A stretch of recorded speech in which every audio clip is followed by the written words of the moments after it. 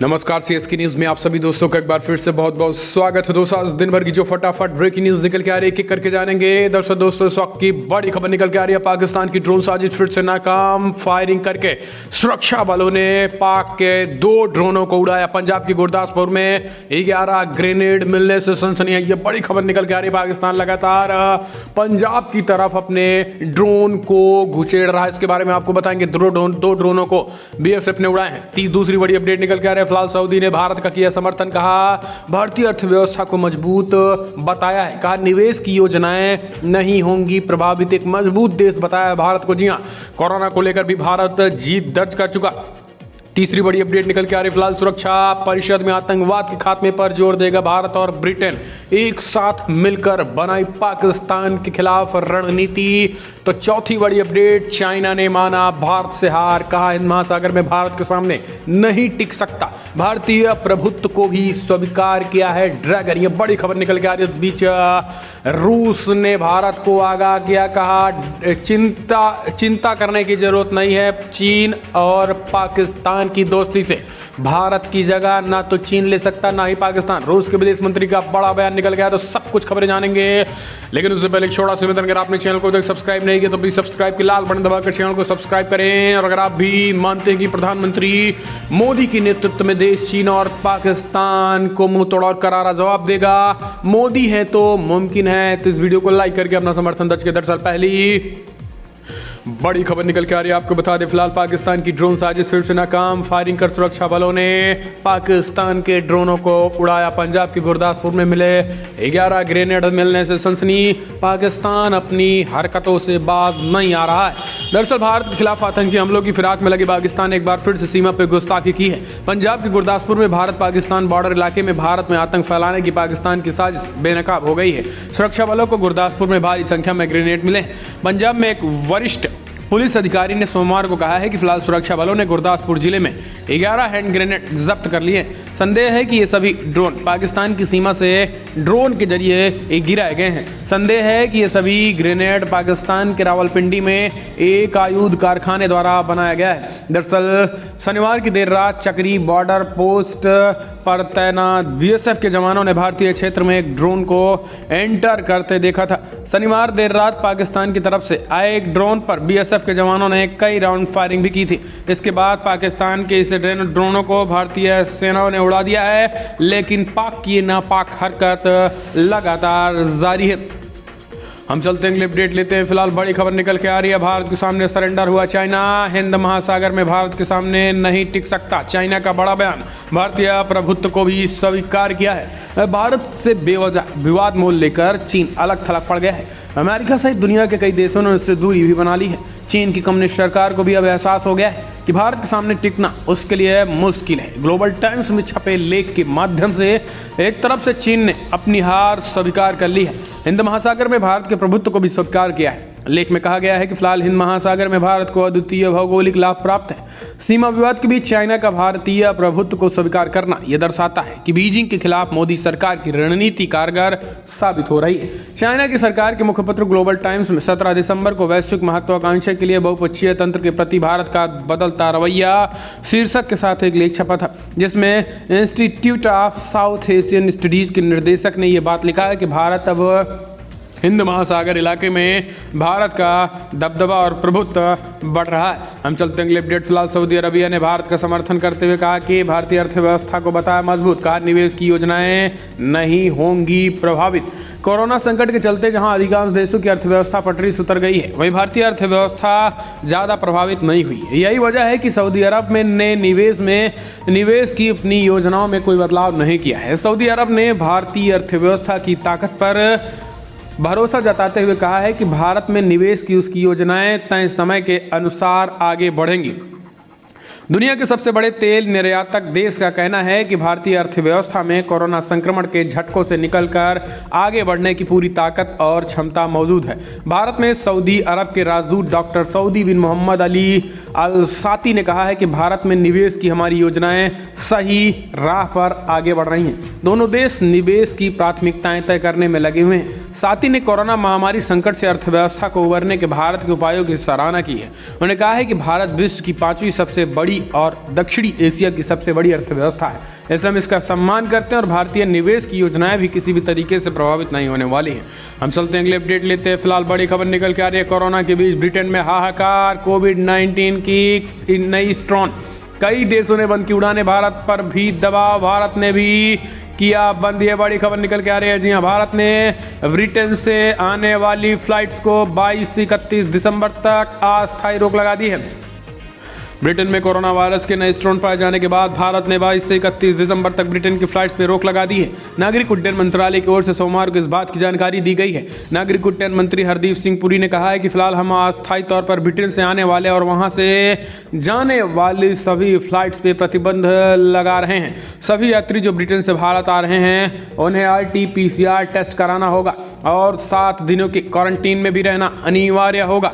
मंत्रालय के आधिकारिक ट्विटर हैंडल से किए गए ट्वीट में बताया गया है कि फिलहाल पूरे एहतियात के मद्देनजर जो यात्री ब्रिटेन से आ रहे हैं उन्हें संबंधित एयरपोर्ट पर भी RT-PCR टेस्ट कराना होगा। इसके पहले केंद्रीय स्वास्थ्य मंत्री हर्षवर्धन ने ब्रिटेन में कोरोना वायरस के नए प्रकार यानी स्ट्रेन के संक्रमण को लेकर चिंताओं के बीच सोमवार को कहा है कि फिलहाल सरकार सतर्क है। हम चलते हैं अगले अपडेट। फिलहाल बड़ी खबर, रूस ने भारत को किया आश्वस्त, कहा भारत को चिंतित होने की जरूरत नहीं है। पाकिस्तान और चीन के रिश्तों को लेकर भारत का जो स्थान रूस की नज़रों में है वो बना रहेगा। रूस ने कहा कि पाकिस्तान और चीन के साथ उसके बढ़ रहे संबंधों को लेकर भारत को चिंतित होने की जरूरत नहीं है। रूस की तरफ से यह प्रतिक्रिया उस सवाल के जवाब में आई है जिनमें उन्हें पूछा गया था कि क्या भारत को पाकिस्तान के साथ रूस के बढ़ते संबंधों के बारे में चिंतित होना चाहिए। इसके जवाब में कहा गया है कि फिलहाल हमें नहीं लगता है कि भारत को चिंतित होने की ज़रूरत है। रूस ने कहा है कि फिलहाल चाइना और पाकिस्तान के साथ दोस्ती का भारत पर कोई प्रभाव नहीं पड़ेगा। भारत की जो महत्व रूस के लिए है वो चीन और पाकिस्तान से बढ़कर है और वो रहेगी। दरअसल ये बातें भारत के विदेश सचिव ने स्वयं इस बात को कही है।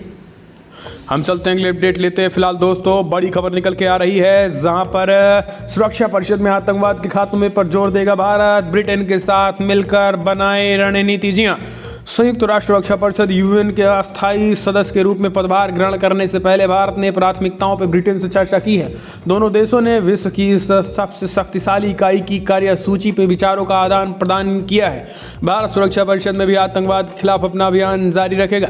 ब्रिटेन समेत 5 देश सुरक्षा परिषद के अस्थायी सदस्य हैं। वीडियो कॉन्फ्रेंसिंग के जरिए इन वार्तों में आतंकवाद पर मुख्य रूप से चर्चा हुई है। लेकिन आपको बता दें कि ब्रिटेन के साथ UN में इस मसले को, संयुक्त राष्ट्र सुरक्षा में इस मसले को उठाया जाना अपने आप में एक बेहद बड़ी खबर है और कहीं ना कहीं पाकिस्तान और चाइना के खिलाफ शिकंजे की तैयारी में भारत और ब्रिटेन तैयार हैं। लेकिन इस बीच हम चलते हैं अगले अपडेट। फिलहाल UN ने पाकिस्तान के मुंह पर मारा करारा तमाचा, कहा भारत को बदनाम करने के लिए UN पर कर रहे हो हमला और भारत पर लगा रहे हो आरोप।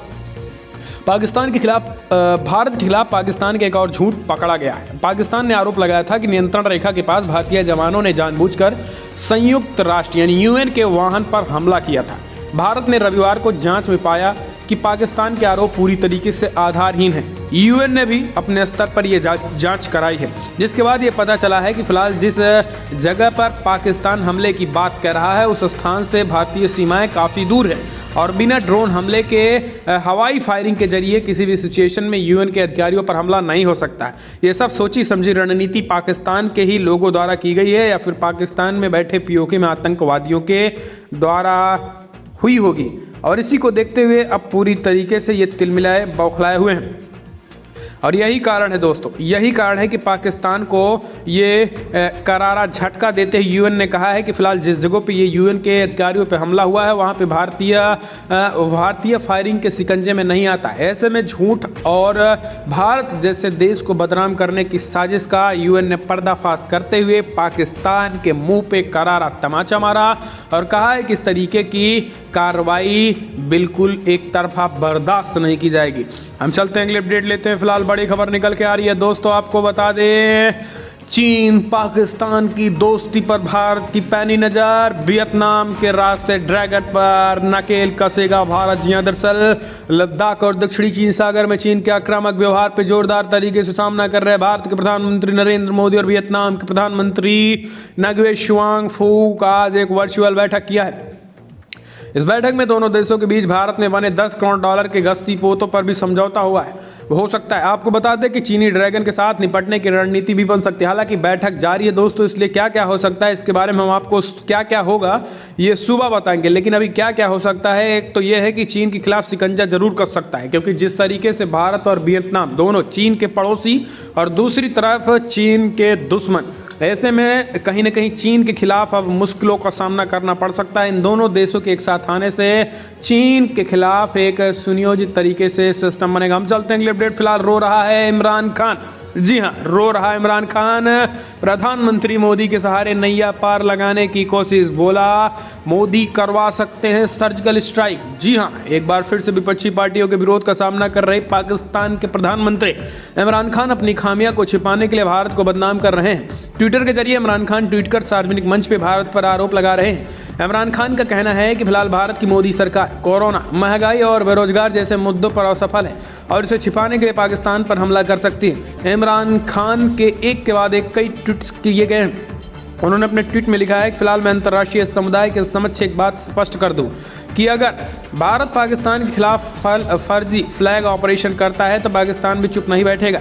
आज भारत में कई तरीके की समस्याएं खड़ी हैं और इसको देखते हुए मोदी सरकार इससे ध्यान हटाने के लिए पाकिस्तान पर सर्जिकल स्ट्राइक कर सकता है। इसलिए हम दुनिया का ध्यान अपनी तरफ आकर्षित करना चाहते हैं। तो ये इमरान खान फिर रोने लगा। दरअसल आपको बता दें सच्चाई इमरान खान की यह है कि जब पाकिस्तान में भयंकर विरोध इमरान खान के खिलाफ निकलता है, चाहे फिर वो बेरोजगार युवाओं के हो, बढ़ती महंगाई को हो, विपक्ष जब पाकिस्तान में इमरान खान को घेरता है तो इमरान खान मोदी का नाम लेकर उन विरोधों को दबाने की कोशिश करते हैं, क्योंकि मोदी नाम का एक ऐसा चूरन है जिसको इमरान खान के मुंह से निकलने के बाद पाकिस्तान की जनता इमरान खान की मुरीद हो जाती है। शायद ये प्रधानमंत्री मोदी का डर है इन आतंकिस्तानियों में, पाकिस्तानियों में। हम चलते हैं अगले अपडेट। फिलहाल बड़ी खबर निकल के आ रही है दोस्तों, स्वास्थ्य मंत्री हर्षवर्धन का बड़ा ऐलान, बोले कोरोना का बुरा समय भारत के लिए टल गया है, अगले महीने से शुरू करेंगे टीकाकरण। जी हाँ, देश में कोरोना वायरस के संक्रमितों का मिलना जारी है। इस बीच हर दिन 20,000 से अधिक लोग वायरस की चपेट में आ रहे हैं। सरकार अगले साल से टीकाकरण करने की योजना पे काम कर रही है। केंद्रीय स्वास्थ्य मंत्री डॉक्टर हर्षवर्धन ने कहा है कि फिलहाल हमारे यहाँ दुनिया के विकसित देशों के मुकाबले कोरोना रिकवरी रेट सबसे अधिक है। स्वास्थ्य मंत्री ने कहा है कि फिलहाल हमारे पास दुनिया में सबसे अधिक रिकवरी रेट है। 95 और 96% के बीच अमेरिका, रूस और ब्राज़ील जैसे दुनिया के कुछ विकसित देशों की तुलना में यहाँ रिकवरी रेट 60 से 80% के बीच है। इसे देख के पता चलता है कि फिलहाल हम बेहतर स्थान पर हैं। ये बड़ी खबर निकल के आ रही है। हम चलते हैं अगले अपडेट लेते हैं दोस्तों। आपको बता दें फिलहाल ड्रग्स केस में डॉक्टर के बयान में बड़ी मुश्किल, अर्जुन रामपाल हो सकता है गिरफ्तार। जी हाँ, आपको बता दें कि फिलहाल ड्रग्स मामले में बॉलीवुड एक्टर अर्जुन रामपाल की मुश्किलें बढ़ गई हैं। 21 दिसंबर को अर्जुन रामपाल एनसीबी के सामने दोबारा पेश हुए हैं। आज उनसे ड्रग्स मामले में सवाल किए गए हैं। मामले में एनसीबी ने दिल्ली के एक डॉक्टर का बयान लिया है। डॉक्टर का बयान एनसीबी ने अदालत में 164 के तहत मजिस्ट्रेट के सामने भी दर्ज करवाया है। डॉक्टर का एक बयान अर्जुन की गिरफ्तारी की ओर भी केस की ओर मोड़ सकती है। इस मामले में डॉक्टर ने कहा है कि मैटर अभी सब जुडियस है, इसलिए उससे जुड़ी डिटेल मैं आप शेयर नहीं कर सकता, लेकिन मैं भी ज़रूरी ये बात बता दूं कि ये जल्द से जल्द अर्जुन रामपाल ड्रग्स मामले में गिरफ्तार हो सकता है। तो दोस्तों ये बड़ी खबर निकल के आ रही है, ये सब के सब गजेड़ी अब एनसीबी की रडार में।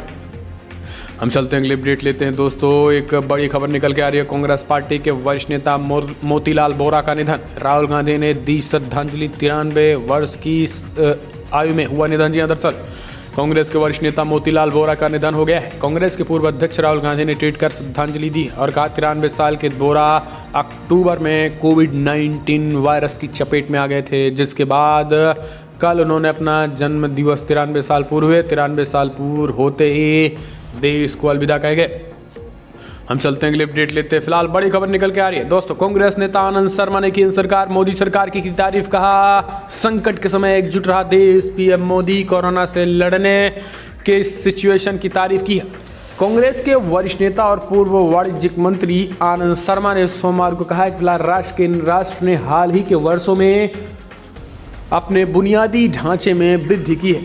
ऐसे में मैं केंद्र और राज्य सरकारों के साथ काम करने के लिए बधाई देता हूं। उन्होंने कहा है कि संकट के समय देश एकजुट होकर खड़ा रहा है। इससे पहले उन्होंने प्रधानमंत्री मोदी के कोविड-19 के टीका विकसित कर रहे कंपनियों का दौरा करने को लेकर ट्वीट भी किया है, जिसे प्रधानमंत्री की सराहना के तौर पर देखा जा रहा है। हालांकि उन्होंने बाद में इस पर अपनी सफाई भी दी है। शर्मा ने कहा है कि साल की पहली तिमाही सबसे खराब रही है क्योंकि जीडीपी पे प्रतिकूल असर पड़ा है। हालांकि इसमें दूसरी तिमाही में वापसी की और उम्मीद भी है। तो दोस्तों ये बड़ी खबर, हम चलते हैं अगले अपडेट लेते हैं। आपको बता दें, बंगाल में गरजे शाह कहा हमने कुछ ऐसा नहीं किया जो संघीय ढांचे के खिलाफ है। पश्चिम बंगाल में ममता बनर्जी को उखाड़ फेंकेंगे। अमित शाह के दौरे के बाद लगातार गिर रहा है टीएमसी का विकेट। जी हां, बड़ी खबर निकल के आ रही है। आपको बता दें कि पश्चिम बंगाल में केंद्रीय गृह मंत्री अमित शाह ने स्पष्ट ऐलान कर दिया है कि फिलहाल हमने केंद्रीय ढांचे के खिलाफ ऐसा कुछ नहीं काम किया है जो केंद्रीय ढांचे के खिलाफ हो। आपको बता दें कि लगातार एक के बाद एक ममता बनर्जी के ट्वीट्स के बाद ये बड़ा ऐलान किया है। गृह मंत्री अमित शाह ने कहा है कि फिलहाल किसी भी सिचुएशन में हमने ममता बनर्जी या फिर राज्य और केंद्र में जो समन्वय है हमने उसे तोड़ा नहीं। इस बीच आपको बता दें कि पश्चिम बंगाल में ममता बनर्जी के खिलाफ ताबड़तोड़ कार्रवाई के बाद टीएमसी के कई पार्टी के नेता लगातार इस्तीफा दे रहे हैं। हम चलते हैं अगले अपडेट लेते हैं। फिलहाल किसान आंदोलन में शामिल पंजाब के बड़े संगठन पर विदेशी फंड लेने के आरोप, बैंक ने दी चेतावनी। जी हाँ, दरअसल आपको बता दें कि फिलहाल राष्ट्रीय राजधानी दिल्ली की सीमा पर पिछले 3 हफ्तों से चल रहे किसान आंदोलन के बीच उसमें सक्रिय और अहम भूमिका निभाने वाले पंजाब के एक किसान संगठन पर कानूनी प्रक्रिया पूरी किए बिना विदेश से फंड लेने के आरोप लगाए गए हैं।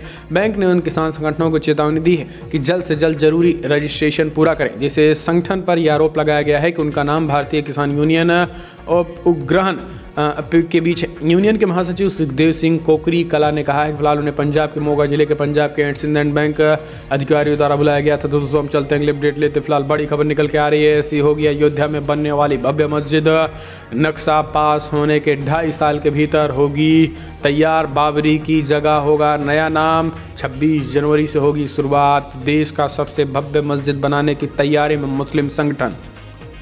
अयोध्या के मंदिर मस्जिद विवाद के फैसले से सुप्रीम कोर्ट के आदेश के तहत यूपी सुन्नी सेंट्रल वक्फ बोर्ड का अयोध्या के धन्नीपुर गांव में प्रदेश सरकार द्वारा दी गई 5 एकड़ जमीन पर मस्जिद के निर्माण की तैयारी शुरू हो गई है।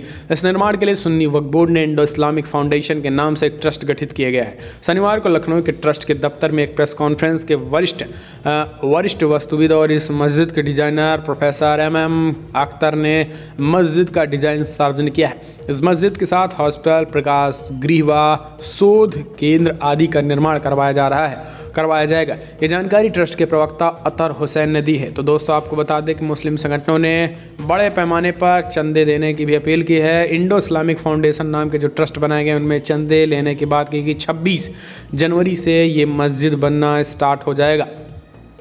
हम चलते हैं अगले अपडेट लेते हैं। फिलहाल बड़ी खबर पश्चिम बंगाल में। आपको बता दें घर पर आई सियासी लड़ाई। जी हां, पत्नी सुजाता के टीएमसी में शामिल होने से नाराज सांसद सौमित्र खान भेजेंगे तलाक का नोटिस। दरअसल पश्चिम बंगाल में होने वाले विधानसभा चुनाव से पहले दल बदल की शुरुआत हो गई है। भाजपा सांसद सौमित्र खान की पत्नी सुजाता मंडल खान ने सोमवार को राजधानी कोलकाता में तृणमूल कांग्रेस टीएमसी का दामन थाम लिया है। वहीं कुछ मीडिया रिपोर्ट्स में कहा जा रहा है कि फिलहाल भाजपा सांसद अपने पत्नी के टीएमसी में शामिल होने से इतने नाराज हो गए कि उन्होंने पत्नी सुजाता को तलाक नोटिस भेजने का भी फैसला कर लिया है। सौमित्र खान वर्तमान में भारतीय जनता युवा मंडल मोर्चा के अध्यक्ष और पश्चिम बंगाल के विष्णुपुर से सांसद भी हैं। सुजाता मंडल खान सत्तारूढ़ पार्टी के सांसद सौगत राय और प्रवक्ता कुणाल घोष की मौजूदगी में पार्टी में शामिल हुई हैं। हम चलते हैं अगले अपडेट लेते। फिलहाल दोस्तों बड़ी खबर निकल के आ रही है। आज किसानों का प्रदर्शन लगातार 26वें दिन जारी। किसान कर रहे हैं भूख हड़ताल। सरकार ने भेजा बातचीत के लिए न्योता। जी हाँ, दिल्ली की सीमाओं पर तमाम परेशानियों के बावजूद किसान प्रदर्शन कर रहे हैं। 26वें दिन भी किसानों का प्रदर्शन जारी है। इस बीच बड़ी खबर निकल के आ रही है कि किसानों ने आज 11 किसान 24 घंटे के लिए भूख हड़ताल पर बैठ रहे हैं। जबकि उनका उपवास खत्म होगा तो अन्य 11 लोग हड़ताल पर बैठ जाएंगे। तो दोस्तों ये किसानों का ऐलान। हालांकि आपको बता दें कि मोदी सरकार का कहना है कि किसानों को लगातार बातचीत का प्रस्ताव दिया जा रहा है। इस बीच हरियाणा के मुख्यमंत्री मनोहर लाल खट्टर ने कहा है कि केवल और केवल किसानों को भड़काने बरगलाने का प्रयास किया जा रहा है। किसी भी सिचुएशन में किसानों के खिलाफ ये बिल नहीं है। ये काला कानून बिल्कुल भी किसानों के खिलाफ नहीं है। इसे जो काला कह रहे हैं इसमें काला कुछ भी नहीं है। ऐसे में अगर ये एमएसपी खत्म होगी, यानी अगर मोदी सरकार एमएसपी खत्म करेगी तो हम स्वयं इस्तीफा देकर राजनीति से संन्यास लेंगे। मनोहर लाल खट्टर काफ़ी गुस्से में विपक्ष पे बड़ा हमला बोलते हुए ये बातें कही है। तो दोस्तों फिलहाल बड़ी खबर में इतना है, लेकिन अगर आपको वीडियो पसंद आए तो लाइक करें, शेयर करें, कमेंट के माध्यम से आप अपनी राय देना ना भूलें। इस वीडियो में इतना ही। जय हिंद, वंदे मातरम।